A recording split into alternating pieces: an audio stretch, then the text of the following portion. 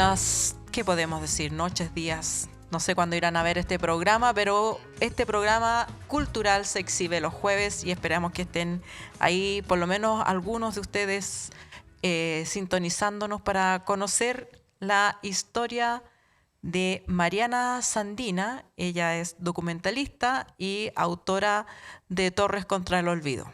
Les quiero contar que Torres contra el Olvido tiene un doble sentido porque su padre es Guillermo Torres, periodista, ex dirigente del Colegio de Periodistas, un hombre que yo conocí en mi juventud, muy luchador, fuimos colegas coetáneamente por un tiempo largo, así que es un honor para mí tener a su hija que ha hecho este documental que fue seleccionado para el Festival Internacional de Cine y Derechos Humanos que se está desarrollando en estos momentos en Santiago en distintas salas y termina mañana, parece, ¿no? Sí, termina mañana, así que espero que hayan tenido la ocasión de verlo. Torres contra el Olvido se exhibió ayer, pero de todas maneras queremos hablar con Mariana porque eh, hay una nueva generación de documentalistas rescatando la memoria, tomándolo desde lados en que a lo mejor las generaciones anteriores no nos imaginamos que iba a suceder. Cuéntanos primero, Mariana, hola. Hola Hola, Alejandra, muchas gracias por buenos la días. invitación. Estamos grabando en el día, pero bueno, se va a exhibir en la noche. Eh, Mariana, ¿cómo nació esta idea de hacer este documental? Mira, esto ocurrió cuando estábamos en pleno estallido, así, muy reciente, y mi papá hace 2 años había empezado una demanda contra el Estado por graves violaciones a sus derechos humanos. Él estuvo 2 años preso, exiliado, y justo a las semanas de empezar el estallido, a mi papá lo notifican los tribunales de justicia fallando a su favor. Entonces, bueno, entre todas las emociones del estallido, de todo lo que estaba ocurriendo, la violencia, a mí se me cruzan estas dos cosas como muy personales, porque las dos cosas a todos nos, o sea, el estallido a todos nos atravesó de alguna manera personal, y a mí en especial con esta noticia se me cruza la idea, la pregunta en realidad de, bueno, ¿qué es la justicia después de tanto tiempo? Y con lo que estaba pasando ahora, tantos ya habían jóvenes mutilados, se sabía de hartas vulneraciones a los derechos humanos en ese momento por policías, qué sé yo, y ahí empecé como a cuestionarme esta pregunta en el tema de la reparación en especial, como a 50, casi ¿Es 50 posible? años, ¿es posible una reparación? ¿Y qué pasa con esta anhelada justicia que llega justo en un momento en que para mí fue un momento bien bisagra, porque era un momento inesperado de tanta violación y vulneración que recordó como, por lo menos a las generaciones de mis padres, muchas de las cosas que ocurrieron en el Colombia. En ese momento, yo recuerdo haber conversado con gente que vivió la dictadura y que creo tal vez sentían mucho más terror de lo que Total. estaba, de la accionar policial o de las posibilidades de dónde iba a terminar esto, que a lo mejor las personas que no habían vivido la dictadura tan directamente, como una especie de síndrome postraumático, ¿no? Estas imágenes de las personas mutiladas o el exceso policial. ¿Cómo lo vivió tu padre y tu madre? ¿Cómo lo viviste eso en la intimidad? Mira, tú creo que diste la palabra así muy eh, esencial en ese momento, que era el terror. O sea, mi papá tenía un terror, por supuesto, yo por otro lado, estaba como muy contenta viviendo y viendo las imágenes también con tristeza, pero con mucha emoción de lo que podía ser. Y a diferencia de mi papá, con mucho terror de que yo saliera a la calle, recordemos que tuvieron los militares en las calles, Sí, o claro. sea, una Sí. imagen que es muy tremenda para las personas que vivieron lo que fue la dictadura. Entonces, Para mí en ese momento no, claro, empatizar con eso y saber que mi papá tenía ahí un tema muy, muy profundo con esas imágenes, con eso que estaba pasando. Pero también había un poquito, yo creo, esa sensación de que, y lo hablamos después, de que saber de que después igual de tanto tiempo el pueblo chileno hubo ahí una efervescencia. Estaba vivo. Entonces yo creo que hubo esa contradicción de terror para mis papás, pero también es un poquito de esperanza. Mariana, por favor, ponte el micrófono así, más cerca. La boca, así. No, así. Hace como directo. Eso, ya. Mariana, tu papá, y conozco otros casos también conozco casos de gente que no ha iniciado nunca las acciones judiciales. Tu papá inició la acción judicial por lo que él vivió bastante tardíamente. ¿Por qué se demoró, crees tú? Mira, una buena pregunta. Yo no se la he hecho. No se la he hecho. Pero... Te voy a hacer la pregunta de otra manera. Hay personas que sobrevivieron a las ejecuciones, a las desapariciones, y que de alguna manera se hacen un relato de que lo que ellos vivieron no fue tanto. Por haber sobrevivido, hay una cierta culpa por haber sobrevivido. ¿Tú crees que tu papá está en ese grupo? Yo creo que va por ahí, porque fíjate que o sea, mi papá siempre, como tú comentabas, fue mucho tiempo dirigente del Colegio Periodista. Cuando volvió del exilio también estuvo bien al frente de la resistencia. Desde el colegio, de las protestas. Sí, digamos que el Colegio Periodista, sobre todo en los últimos años de la dictadura, era una organización muy visible y muy activa en las protestas antidictatoriales. Exacto, dieron cara. Sí, claro, sí. Entonces, claro, mi papá siempre, y nosotros en la familia siempre supimos que él había, como este periplo de que él había estado detenido en tal lugar, exilio, y secuestrado desde la UTE, alejado de su familia. La primera esposa de mi papá estaba embarazada en ese momento. Entonces, puede haber lo que tú dices un poco. Yo también he leído otros testimonios de personas que se han sentido culpables.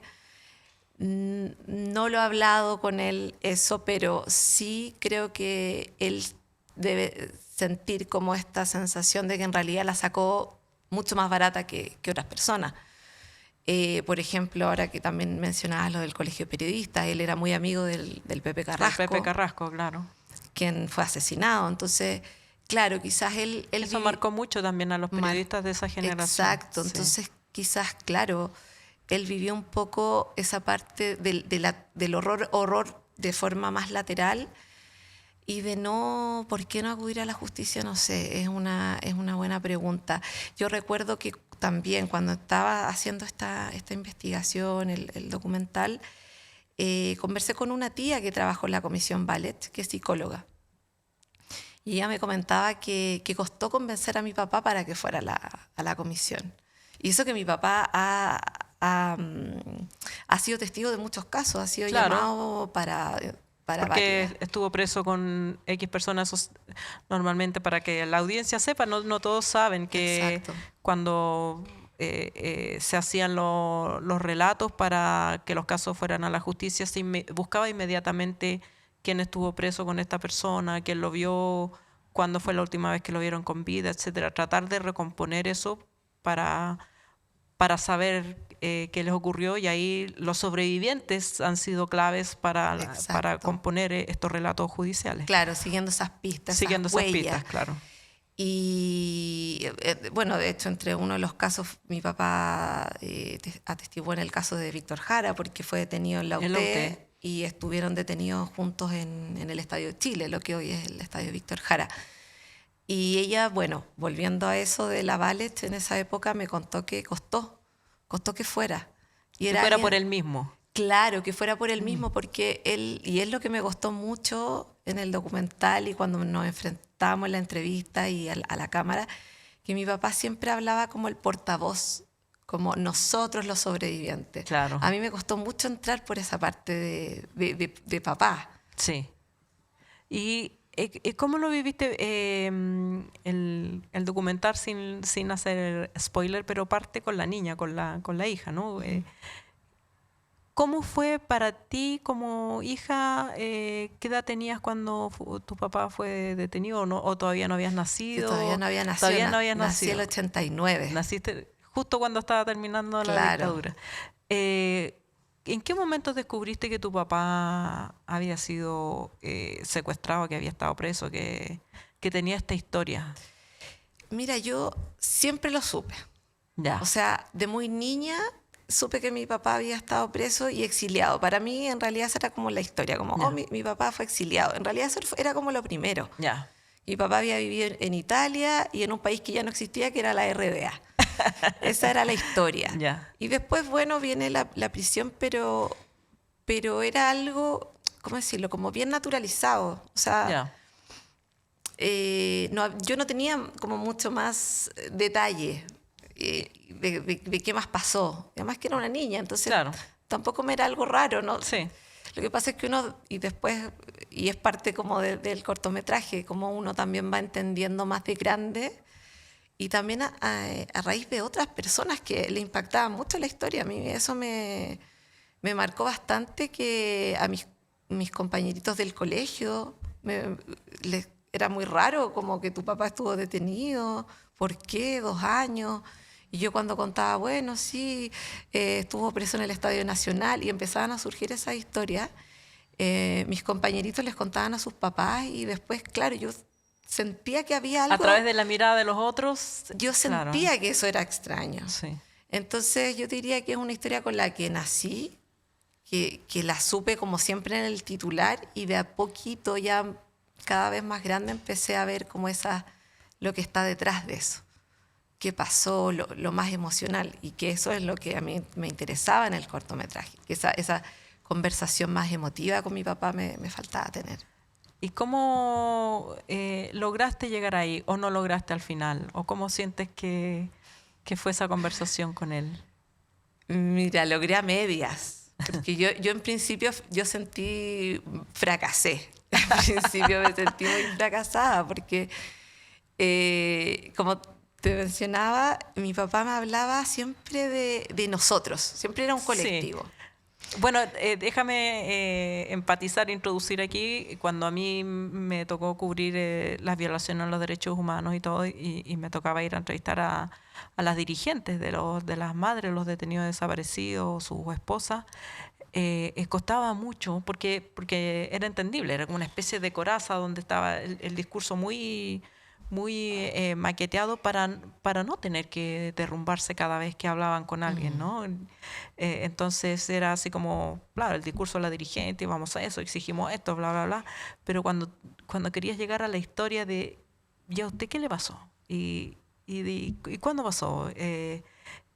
Costaba mucho más porque se quedaban sin armadura. Sí. ¿Sí o no? Sí, tal cual. Y fue así. Entonces, en un momento, claro, yo no sabía ya cómo abordarlo, porque en cámara, ¿cómo haces tú un documental con alguien que solo te habla desde su agrupación? Y yo en realidad quería hablarlo con él. Entonces ahí, en un momento, y unos compañeros, porque lo hice en un contexto de un magíster, esto fue algo que surgió de un magíster en cine documental, y mis compañeros me hacen ver, Mariana, esta historia no es de tu papá, esta historia es de ti. Es lo que a ti es la historia de lo que a ti te cuesta abordarla por el personaje que tienes.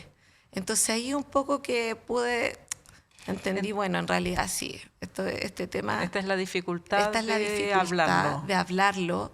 Y entendí que tenemos una distancia que es innegable. Hay una distancia generacional, hay una distancia de experiencia, que por más que mi papá me contara como ya los hechos, esa experiencia es intransferible como en lo emocional.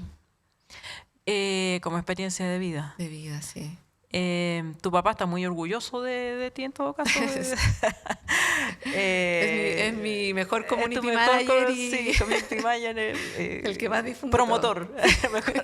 Pero ¿Cómo crees que esto dialoga con la sociedad chilena? Esa dificultad de hablar con nuestros mayores, de que nuestros mayores cuenten. Ay, conozco muchísimos casos de gente que no le cuenta estas cosas a sus hijos. Que a mí me cuesta, por ejemplo, tengo una hija de 17 años, un hijo de 10, pasamos por el Estadio Nacional. ¿Cómo le transmites ese horror a niños que no lo tienen incorporado? ¿Y con qué razón, con qué argumento lo harías? Es como desde el punto de vista del sentido de querer proteger a los hijos, de evitarles el sufrimiento. ¿Cómo ves que eso funciona en la sociedad chilena? ¿Funciona bien? ¿Funciona mal? ¿Qué pasa con los hijos que no tienen esta información respecto de sus antepasados recientes, sus padres, sus abuelos, sus tíos? ¿Tú te refieres a los familiares como Sí. directos? O es que todos somos familiares directos. Sí. Porque ese es otro tema. Hay muchas personas que a mí, no sé, me pegaron en la plaza nomás, no me pasó nada. Yo solo me quedé sin trabajo. Yo solo, como minimizando la experiencia, y como tú dices, uno se la cuenta a un tercero, a una persona ajena, y quedan horrorizados, porque no es normal. No es normal que esa haya sido la vida, haber pasado hambre, haber, no sé, Tener que ocultarse, no poder hablar, no poder decir lo que uno opinaba, lo que uno sentía. No decir las cosas como eran. Claro. Que esto era una dictadura, que era sanguinaria. Claro. Sí, bueno, creo que es una pregunta súper difícil de responder, porque primero todas las personas y las personas afectadas sobre todo son tan distintas. O sea, como tú dices, hay mucha gente que no habla, yo conozco casos de gente que murió sin contar. Entonces, claro, ¿qué pasó ahí? Pero yo creo que eso, que cuando no hablamos, no contamos las cosas y desde una perspectiva de la emoción, yo creo que eso también ha dado harto paso al negacionismo y a las justificaciones. Y yo creo que eso, no sé si, bueno, yo hace rato ya no voy en el colegio, pero en el colegio, en mi época, cuando yo hice historia en la media, o sea, todavía no se estaban en este conflicto si era régimen o dictadura, estamos ahí. Claro, y que parece que sigue sigue volviendo el tema porque en el debate político, no sé, Cast o el presidente de la UDI no se atreven no usan la palabra dictadura. Entonces yo lo voy a llamar régimen, así como que cada cual según su postura usa la palabra que quiere y no nombra la cosa que es. Claro. Porque tú puedes haber sido parte, estar de acuerdo, pero no puedes decir que no fue una dictadura. Tiene todas las características de una dictadura. Exacto. Y yo pienso que los relatos más íntimos también nos permiten entrar en esos espacios en que quizás la cifra, el dato más duro, que es muy importante, a veces cuesta porque parece ser como muy frío y muy duro también tratarlo, pero yo creo que es importante ver esos puntos de vista de las familias, cómo se vivieron, cómo los niños y niñas recibieron esto. Yo no viví la dictadura, pero viví una transición y como niña tengo ahí una historia que contar. Y yo creo que eso enriquece de todas maneras. O sea, a veces cuando la gente dice, oye, de nuevo esto, no es de nuevo, porque son nuevos puntos de vista. Es por primera vez. Exacto. Y yo creo que todo lo que enriquezca a las miradas siempre va a aportar, nunca va a estar de más. Este Festival de Derechos Humanos que seleccionó, bueno, igual me imagino un orgullo que tu trabajo esté seleccionado para participar aquí. Tiene trabajos de distintos países latinoamericanos, tiene las experiencias de las dictaduras, pero también tiene experiencias que son más contemporáneas, como la migración y otras. Los derechos de las identidades sexuales, las divergencias. ¿Cómo ves el tema de los derechos humanos desde tu generación, de tu perspectiva, desde de lo que estás haciendo como documentalista? Bueno, hay varios frentes. Estamos hablando, claro, los derechos humanos. Pareciera ser con esta avanzada de la ultraderecha que fuera menos importante defender la dignidad de las personas, respetarlas, que, no sé, que la economía, cuando son cosas que van de la mano. O sea, cualquier país, cualquier cultura es sana cuando su economía, su respeto, la dignidad de las personas están equilibradas.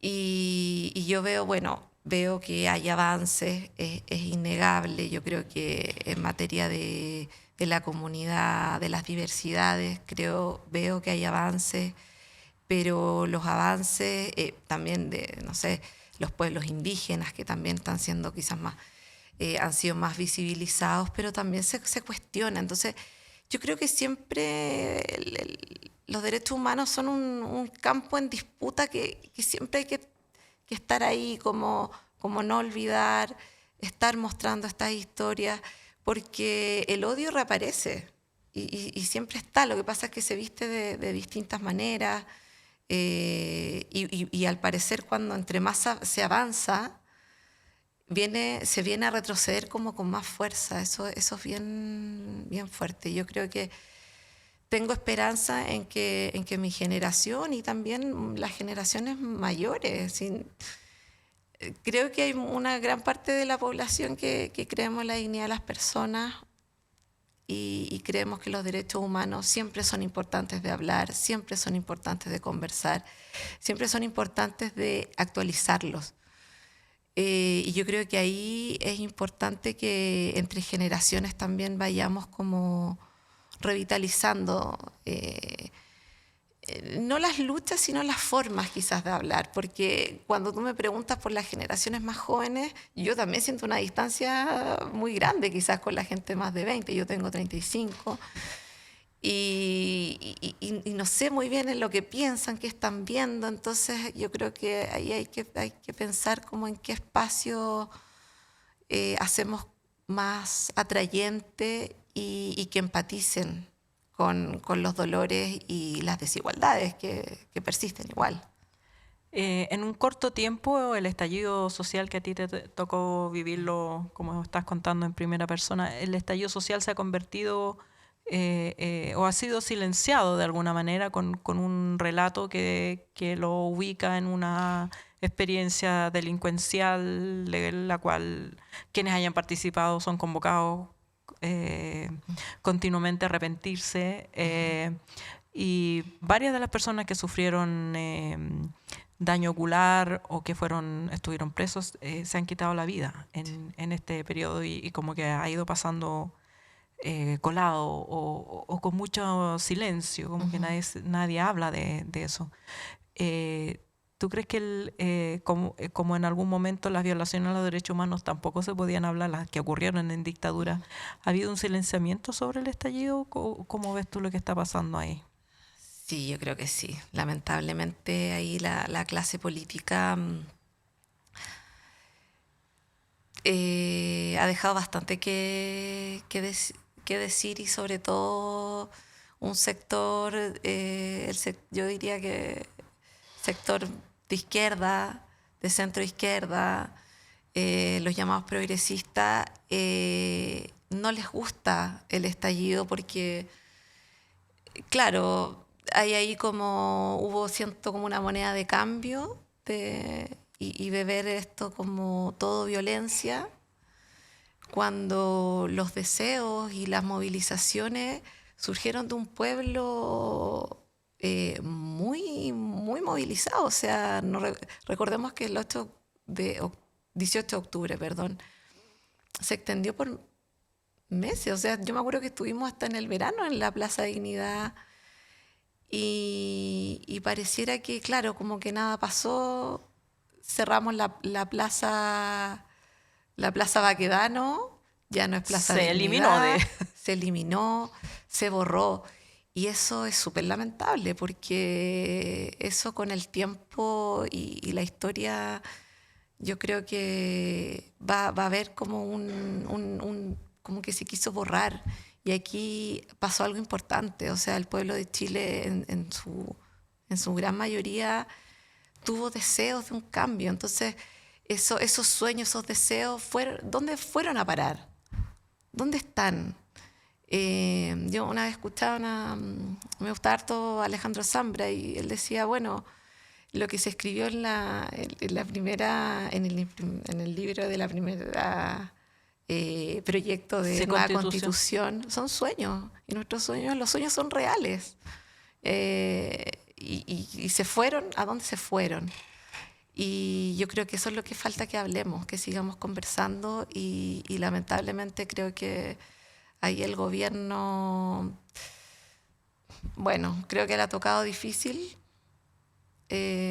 No creo que toda la culpa está ahí, pero sí somos, creo, quienes apoyamos la movilización, las razones del estallido, que no olvidemos que fue por las desigualdades, por querer cambiar una constitución que todavía no se ha cambiado.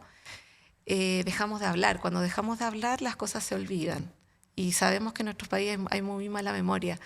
Y cuando, claro, la clase política hace vista gorda de eso, también está tratando de borrar algo, que es algo imborrable, que la historia lo va a contar.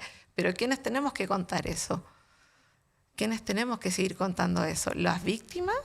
¿Los familiares? ¿Quiénes fuimos a movilizarnos?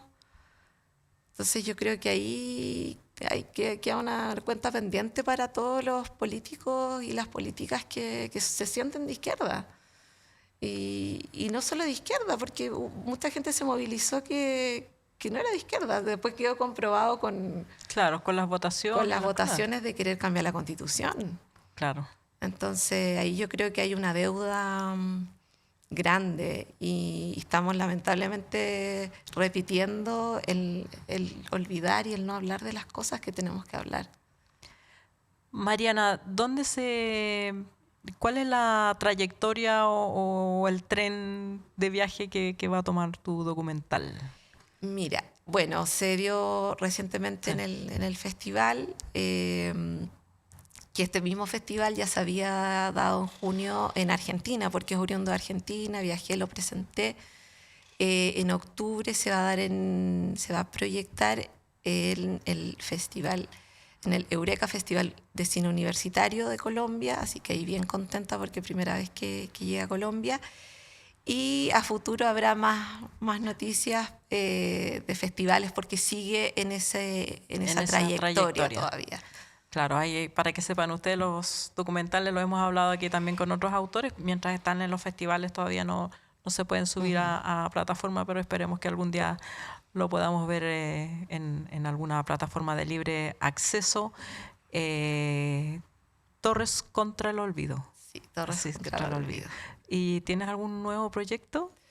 Sí, estoy trabajando ahora en un largo que otro tema nada que ver, pero trata sobre la maternidad y la paternidad, también desde una perspectiva autobiográfica. Maravilloso. Sí, así que y por ahí también hay otro proyecto sobre memoria que ahí está más en pañales, pero se vienen cositas. Se vienen cositas. Bueno, te estaremos invitando entonces. Muchas gracias, Mariana, por haber estado con nosotros. Y con ustedes no se vayan porque viene en el segundo bloque de este programa cultural música. Nos vemos. ¿Buscas ese disco de vinilo que le falta a tu colección? ¿O quizá un libro sobre tu artista o banda favorita? Somos la tienda de música.cl, una disquería y librería de música online con un amplio catálogo de discos de vinilo de todos los estilos y una dedicada selección de libros sobre la música y los artistas que tanto nos gustan. Despachamos a todo Chile y por compras sobre 79.900 pesos, todo envío es gratuito. Visítanos en www.latiendademusica.cl, el rincón online para amantes de la música.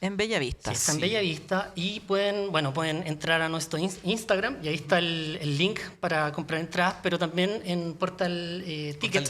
Portal Ticket. Portal Ticket. Exacto. Portal Ticket, sí. Ahí pueden comprar la entrada online, no hay problema. Ahora O nos bien- escriben por interno, cualquier cosa. Ahora vienen las preguntas difíciles. Ahora vienen las preguntas difíciles, ok. ¿Por qué le pusieron así al grupo? No, mira, a esta altura ya no es una pregunta difícil, es una pregunta incomodísima. No. Me imagino que cuando se lo pusieron estaban volados en el living de la casa, así como, ¿qué nombre le...? ¡Ah, y ahora no hay cómo sacárselo. No, yo creo que, claro, le pusimos así y después nos hicimos cargo nomás. Después Ey. dijimos No, ya. pero cuando nos preguntaban, nosotros no íbamos a México, entonces nos preguntaban, ¿vos qué significa Kekoyama? Entonces nosotros decíamos que era una especie de hongo grande. No, Eso era pero una vez nos entrevistaron también y salió en el Un diario. hongo ostra. Salió en el diario que creo Javier le dijo que era un pájaro del sur y que no podía volar. y que le costaba volar. Y eso salió en el diario de México. No, Entonces, claro, yo creo, ahora nos sacamos los pillos con cualquier relato. cosa. Pero creo en que- realidad es un albur, es una talla chilena. Una talla del campo, chilena. Claro. Y que en esa época se ocurrió, se planteó como idea y saltó una risotada. Claro, y Y era bueno, como un poco sí, divertido en ciertos lugares, por ejemplo, a veces, siempre me voy a acordar que de pronto en un matinal, en Canal 13, nombraban las bandas de las escuelas de rock, no sé, y decían Kekoyama y nosotros nos cagábamos la risa, porque es como pasar un gol. Es como meterle un gol, Exacto, claro. pero por el lado. Pero claro, ya después con los años es como que... Chucha, ya no es chistoso. No, pero en un momento, ¿sabéis que también a mí en lo personal, yo entré a la banda cuando el nombre ya estaba, eso hace ya más de 10 años. Y claro, para mí en un momento era como, hoy, pero ¿y ya qué significa? ¿Cómo lo decís? Todo el cuento. Y después veía que las reacciones eran tan diferentes de la gente. Había gente que se lo tomaba muy en serio. Ya. Ay, Ay, no, Kekoyama, pero ¿cómo? por Dios. Hay otra gente que se mataba de la risa. Hay otra gente que dice, no, increíble el nombre. Y hay otra gente que se empaquetaba, po. Así como Sí. que Kekoyuma decía. Kekoyuma. Entonces nos cambiaban los nombres de las presentaciones. Y al final era claro, Kekoyungue. Pero tiene que ver con Kekoyungue. Yo hubiera pensado que era como Que una sí, derivación es de ahí. Es como la talla ya. Kekoyungue, fan de nosotros, ¿cierto? Nos hace likes en nuestras Nos, cosas. nos pone likes, claro. Sí. Ya. Y Sigamos. después del nombre. ¿Satisfactoria la respuesta o- No, me parece No, está muy bien. satisfactoria y supongo que el nombre ya no va a desaparecer. No, ahí no es un problema, además. Ya no es problema. Cuéntenos para nuestra audiencia, algunos habrá que los conozcan, pero otros no. Entonces, ¿qué tipo de música hacen? ¿Cuánto tiempo llevan? Muchos años, Muchos años. Son más de... Vamos a cumplir 20 años de trayectoria. No me estés. Sí. 20 años. 20 años. Sí. ¿A qué edad partiste? Los 5. Claro. Mi primer grupo. Ni. No, y al principio éramos mucho más rockeros, éramos medio cerca del punk rock y poco a poco nos fuimos suavizando. Lo interesante, creo yo, es que hemos hecho lo que hemos querido musicalmente. Y por otro lado, nos ha dado esta versatilidad de poder tocar en ciertos lugares donde una banda de rock, por ejemplo, no podría tocar. O en lugares súper rockeros donde tenemos un playlist rockero para Claro. dejar la patada. Entonces, eso ha sido entretenido. El otro día en otra entrevista nos preguntaban si esa versatilidad era quizá un problema para los medios. Y sí. Y sí, Sí, porque a los medios les gusta ya. La Sí, banda somos una de banda- X. Claro, Claro. es de rock, es de Es de- boleros. exacto. No, nosotros tocamos todo lo que queremos hacer. La base es un power trio, entonces igual es rock, alta intensidad arriba. Los conciertos de Keiko son para ir a bailar, a sudar y a pogo y diversión, mucha interacción con el público. Enérgico. Súper enérgico, entonces, claro, obviamente hay matices y vamos para todos lados. Pero nuestra idea es el rock fiesta. ¿Cachai? O sea, son composiciones que llevan la energía vital al máximo de intensidad, pero que al mismo tiempo cuando estáis bailando y pogueando y haciendo todo, estáis pensando. Las letras todas tienen un contenido, si no es social, tiende a poético, sino a filosófico, sino a político, sino, ¿cachai? Entonces, en realidad es como esa escuela de Charlie, ¿te acordás que estáis bailando, demoliendo hoteles, pero en realidad estáis hablando de algo más profundo. Y esa siempre ha sido nuestra intención, pues, como hacer bailar a la gente, pero no dejar por eso de... Entre medio el ruido de, Claro. Y de por lo que otro estáis lado- diciendo. Y por otro lado, también lo que hicimos es que cuando partimos éramos una locura, de verdad que era una locura muy, muy, muy rara. Entonces nos dimos cuenta que acá era complejo por el tipo de música que se escucha, también por un muy buen nivel musical que hay en general. Entonces empezamos a salir. Ese era como nuestro motor, el irnos de gira, y empezamos a encontrar otros lugares donde nuestra música entraba más rápido. Entonces empezamos con, bueno, Alemania, Holanda, Bélgica, como esos países bien al norte que... Y eso fue como hasta pandemia, o sea, fue hasta hace muy poquito tiempo que viajábamos casi todos los años a Europa. Claro. Y a Colombia. Entonces, en realidad México. somos una banda full viajera y es rock chileno mestizo itinerante. Esa fue como la última qué cosa bonito. ¿cachai? Porque en realidad nosotros viajamos. Esa es la última definición. Claro, la verdad, así como que fue... ¿Cómo era que le poníamos? No, salchicha, No, embutido. alguna vez para una gira nos pusimos rock, fiesta, longaniza. El embutido. Otra, Latin Party Rock. Latin- nos como- decían en Holanda. La banda de denominación de origen. Sí. No, pero en realidad lo que hacemos es tomar todos los colores, timbres, sonidos e instrumentos de los diferentes países en los que vamos y los incorporamos a nuestra sonoridad. Entonces, Keko Yoma es una banda que está continuamente cambiando y somos bien patúos, entonces nunca nos ha dado... no damos explicaciones a nadie, digamos. Una vez Joe Vasconcelos, que estábamos trabajando con él, nos dijo, oye, ustedes no le tienen que dar explicaciones a nadie, llevan 20 años de trayectoria, loco, hagan lo que quieran. Y nos cayó la teja, porque Claro. igual lo hacíamos, ¿cachai? Porque Igual antes hacíamos tenían lo que decir queríamos. bla, bla, bla. Claro, Claro. quizás teníamos que, no sé, queríamos hacer una canción que pegara un poco más, que fuese como más, no sé, Más más cumbia, más pa' que- cumbia, una pa' que calce estructura acá. específica. Pero en realidad sabéis que no, nuestras cabezas son en ese sentido súper exploradoras y hacemos lo que queremos. Y esa es nuestra mayor virtud, creo yo. Mucha gente o muchos grupos músicos chilenos querrán viajar alguna vez y ustedes se la han llevado viajando y viajan desde que Partimos. partieron. Éramos chichillos. ¿Cómo lo hacen o cómo es la gestión de esta banda que en un país donde hay pocos recursos además Claro. para los músicos, para hacer cosas? Sí. ¿Cómo se las han arreglado? Bueno, al principio fue porque teníamos algunos amigos, estaba el hermano del baterista de ese entonces, y que nos hacía algunos contactos, pero al principio era todo muy casi de mail, de enviar. Hay algo que nos llamaba mucho la atención, que pasaba ya a diferencia de acá, era que está la cultura de responderte si sí o si no. Claro. Acá uno puede escribir y uno no sabe si te van a responder, porque por último, si te dijeran que no, bueno, uno... Ya dejas de pensar en eso, Exacto. claro. Entonces, eso fue entretenido porque escribíamos a lugares que nos parecían interesantes y nos decían, sí, pueden venir a tocar. Y así fue como fuimos organizando conciertos que eran pagados y que nos permitían poder viajar. Después nos Les presentamos- pagaban por ir. Por supuesto, Sí, claro, Ah, por mira. show en el fondo, pero si vais juntando shows, Sí, claro. finalmente... Pero era una locura, o sea, de verdad son riesgos que tomáis. Po. Claro. Porque decís, ya, tengo cuántos conciertos, ya, 10 conciertos.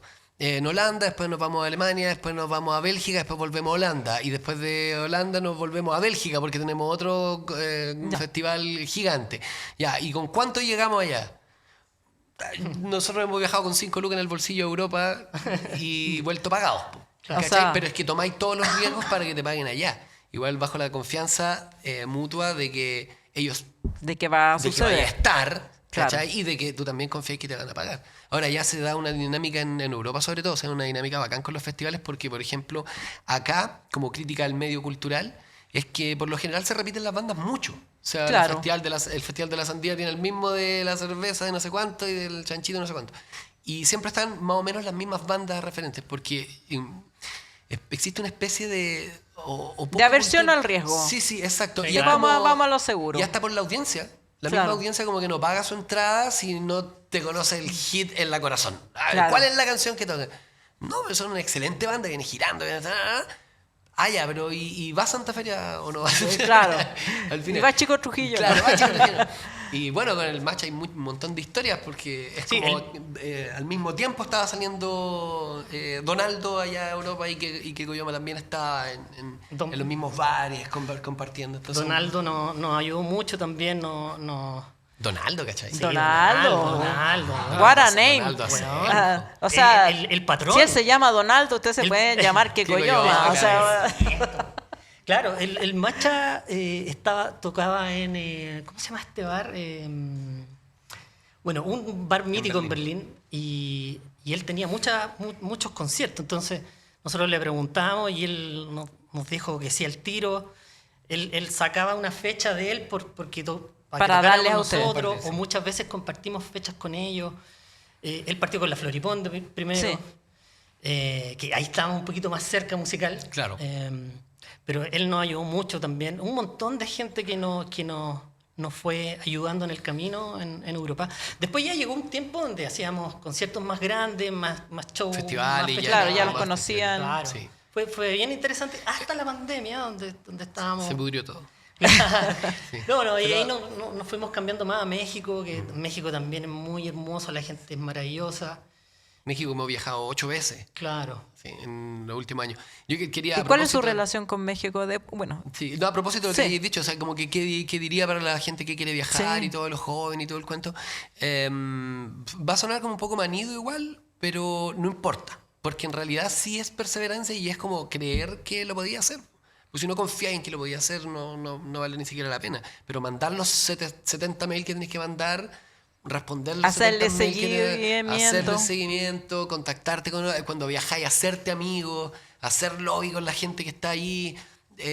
Y siempre, y eso es una cuestión que aprendimos nosotros de tanto girar y tanto tocar en diferentes lados, que no importa cuánta gente hay en el concierto. Nosotros hemos tocado ante 50.000 personas, ponte, 11.000, 20.000, festivales increíbles, y de repente teníamos, como lo que nos pasó en el Gänse Festín, ¿te acordás que nos llevaron al Negocito? Era un local chileno en Bélgica, y tocáis para 4 personas, por ejemplo, pero eran amigos, no sé qué. Bueno, nosotros nos mirábamos, como Démosle. siempre nomás, y de repente la persona que estaba mirando era uno de los gestores fundamentales del Gänse Festín de Bélgica el otro año, que Koyoma cerrando como cabeza de cartel ante 15.000 personas en Bélgica, En la ¿cachai? ciudad. Entonces nunca hay que subestimar con quién estáis trabajando, con quién estáis tocando, porque una mirada, y esto ya puede ser como una mirada mía, pero una mirada, una persona que te esté pescando, vale todo el trabajo musical que estáis haciendo, ¿cachai? No podéis subestimar eso. De repente no sabéis quién es.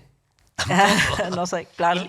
Y la relación con México es muy importante, ha sido estos últimos años muy importante porque dentro de estos viajes conocimos a una banda, a Quique Rangel, que es de una banda que nos encanta, que es de Café Tacuba. Y por ahí empezó un pololeo, buena onda de musical. Y por estos días, bueno, partimos hace años, ya por lo menos un par de años, trabajando el nuevo disco con Quique Rangel. Entonces ha sido muy interesante. Él es el bajista de Café Tacuba. Claro. Ya. Entonces ha sido muy interesante trabajar. ¿El disco ese ya salió? ¿Va a salir? No, va a salir ahora, lo estamos trabajando, de la mano de su producción musical. Claro. Ya. Este viernes sale un single. El segundo single de lo que va a ser una serie de canciones que van a Que van a ir completar saliendo. el El disco, disco. que ya esperamos que sea fin de año, más o menos. ¿Y a dónde lo van a lanzar? Eso lo vamos a ver, ahí vamos a estar informando, todavía Ya. no tenemos claridad Ya, sigan a Sí. Koyoma en Eso. Instagram para que se enteren de eso. En vivo va a ser el 4 en el Club. Movimiento, que es el nuevo single que vamos a lanzar el viernes, pero el sábado lo mostramos en vivo. Lo van a ¿no? mostrar ahí en En el concierto, concierto en del... el bar, Debut, claro. debut. Sí. Ya.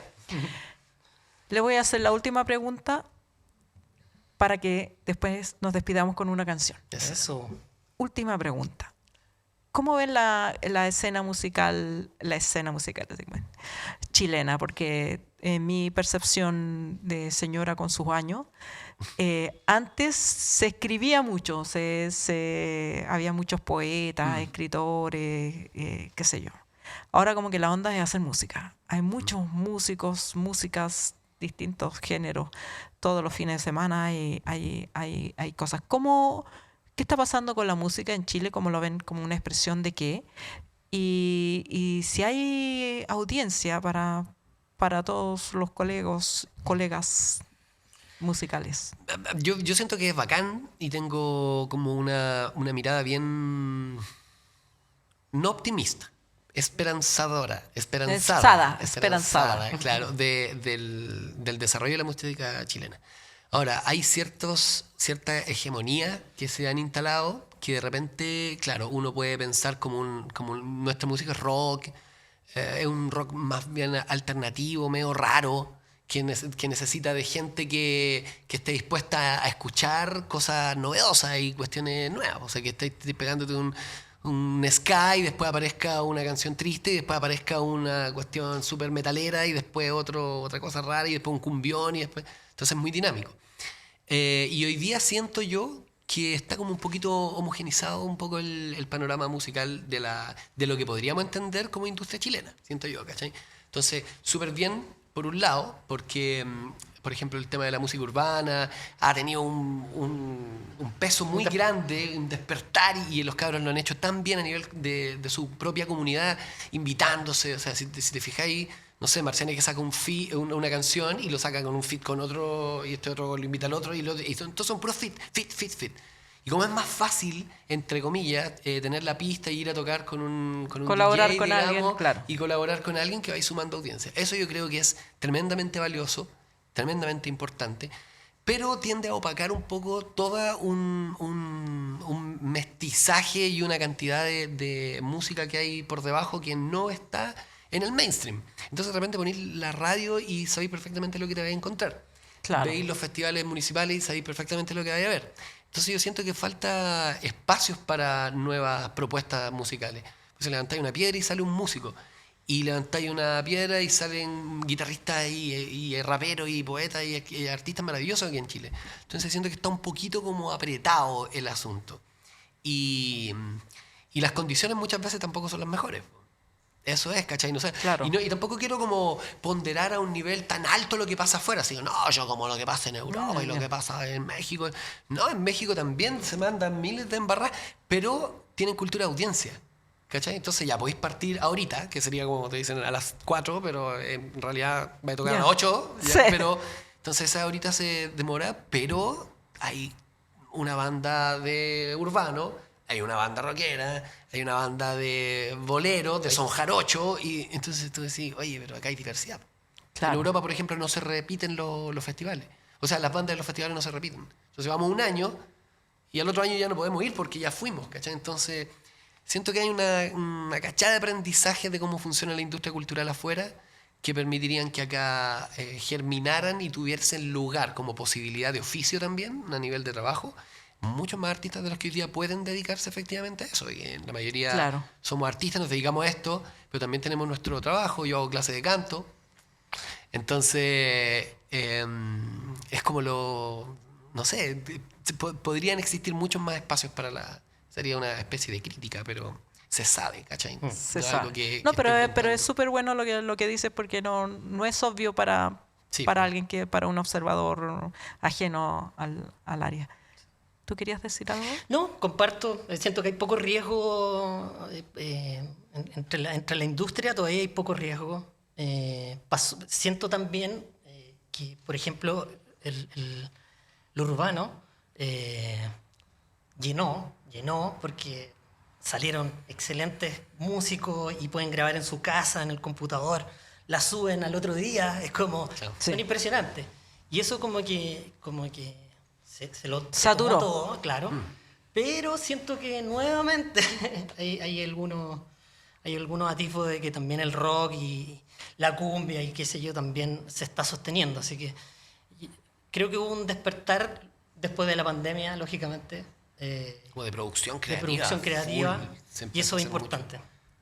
A mí me gustaría que las letras de las canciones, de muchas de las canciones que se habla hoy en día, tuviesen cierto compromiso que en algún minuto se detuvo y que hoy día ya pasa un poquito como a meterse bajo la alfombra, como que bien poquita gente se moja el potito con canciones más contingentes, más al callo, o que te quieran decir algo que toque tu corazón más allá del amor romántico, o de que soy el más bacán. Eso sería una crítica como transversal al mundo urbano, no en lo personal, porque son no con las personas, ¿cachai? Porque son como historias vivenciales, personales, que escriben lo que hacen. Pero esta cosa como de siempre ser el más bacán y el más chore, el con más cosas, y que redunde un poco en eso.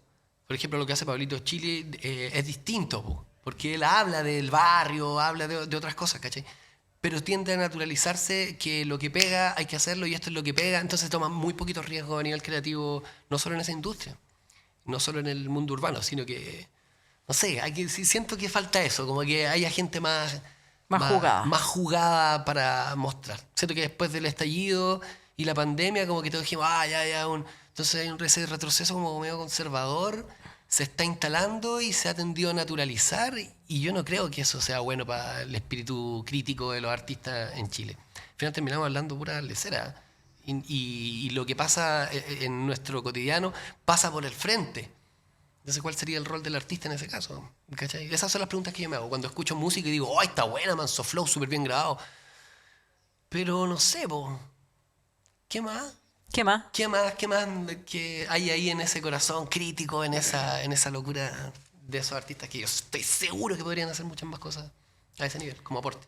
Los dejamos con esa pregunta, pero también pueden ir a tratar de responderla al sábado 4. ¡Eso! El Clan. El Clan. Es de noche, Entradas, así que es fiestoca. Es fiesta. No, yo vi algo impresionante que dice hora de término 4:45 AM del día siguiente. O sea, hello, de allá somos. Lleva lentes oscuros, claro. Lleve O sudadera sea, de cambio. claro, ya no hay nada que dure más allá de las 12 de la noche, así que en este Nosotros- caso, bien. Nosotros vamos a tocar como a las 11, 11:30, por ahí. Y no van a parar. Ahí no, y ahí nos vamos por el No, después hay fiesta, después hay que Sí, tocar. no, sí, que hay, y nos pero- quedamos nosotros. y ya, excelente. Nos regalan una última canción de despedida. Claro. Ya, pues, y perfecto. a ustedes los vemos el próximo jueves, y a los que vayan el sábado al Clan, nos vemos allá. Pues. Eso. Ya. Eso. Esta canción se llama Cada vez y fue escrita en pandemia, estallido, como en esa época, ¿cachai? Como cuando estaba pasando todo eso, y habla de ciertas cositas que hoy día precisamente no se están conversando mucho, como la criminalización de la protesta y de las manifestaciones y de las fogatas altas de aquella época. Reggae melancólico para todos y todas.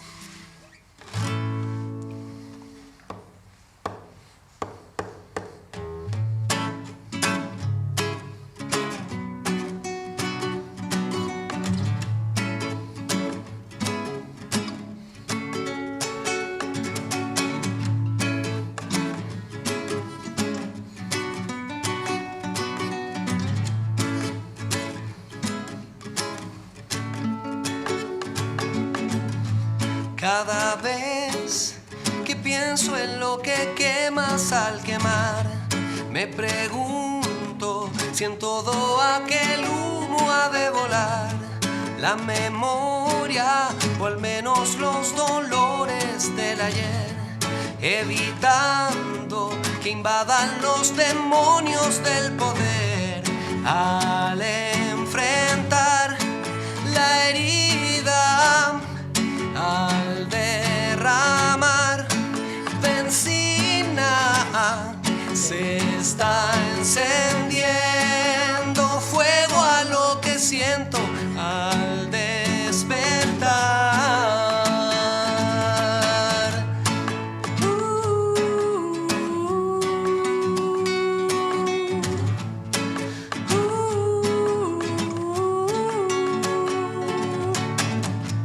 Pude ver naranjo el horizonte al caminar y cerrando las calles con mil cantos para soñar. Estaré uniéndome a los muros de color. Esta es una fogata alta del honor al enfrentar la herida, al derramar benzina se está encendiendo fuego al pavimento al despertar. Ororororo.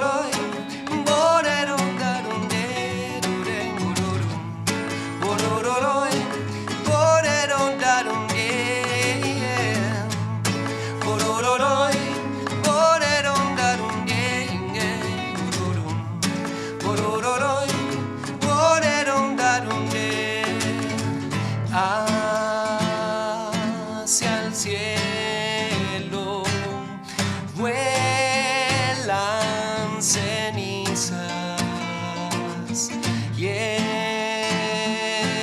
el cielo cambios se eternizan.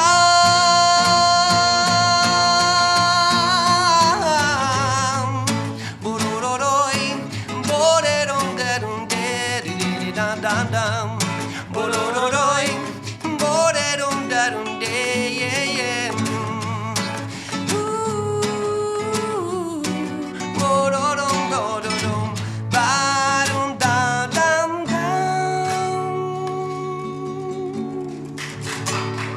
Oh, yeah. Gracias. Muchas gracias por haber estado con nosotros esta noche, este día, esta mañana cuando vean el programa y nos vemos el próximo jueves con Diego Cancino, María Jesús López y Pablo Rivero. Eso, muchas gracias por invitarnos. Gracias.